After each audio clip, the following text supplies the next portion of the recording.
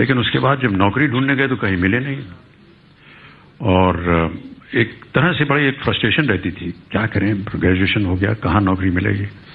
तो हम लोग साथीगण सब बैठ करके यहीं दिल्ली के कॉफी हाउस में बैठ करके कोसते थे, यार ग्रेजुएशन हो गया, कहीं नौकरी नहीं मिल रही, क्या किया जाए।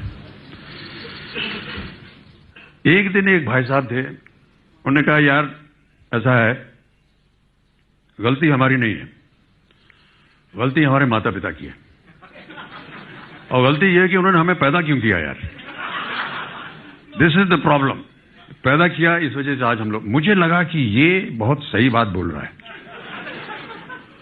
और जिंदगी में पहली बार और आखिरी बार बाबूजी के सामने में गया।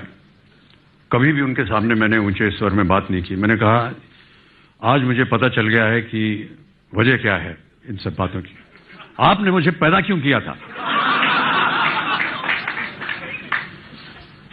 बाबूजी शांत रहे, कुछ बोले नहीं, और हम विलिंगडन क्रेसेंट में, जो कि अब उसका नाम शायद बदल गया है, मदर टेरेसा क्रेसेंट हो गया है, तीन मूर्ति के बगल में मकान था, वहां वो सुबह सुबह 4 बजे घूमने जाया करते थे। पीछे डिप्लोमेटिक एनक्लेव है, अब तो बहुत सारी एम्बेसीज बन गई, वहां पर पहले जंगल बियाबान होता था वहां।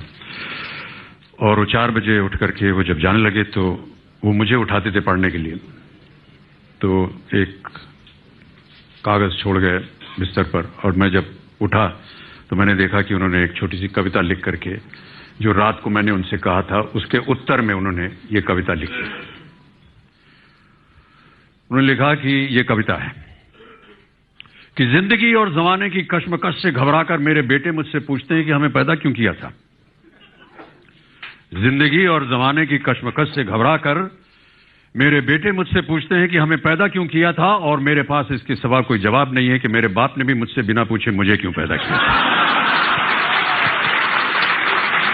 और मेरे पास इसके सिवा कोई जवाब नहीं कि मेरे बाप ने भी मुझसे बिना पूछे मुझे क्यों पैदा किया था, और मेरे बाप को उनके बाप ने बिना पूछे उन्हें, और उनके बाबा को बिना पूछे उनके बाप ने उन्हें। जिंदगी और जमाने की कश्मकश पहले भी थी, आज भी है, शायद ज्यादा, कल भी होगी शायद और ज्यादा। तुम ही नई लीक रखना, अपने बेटों से पूछकर उनको पैदा करना।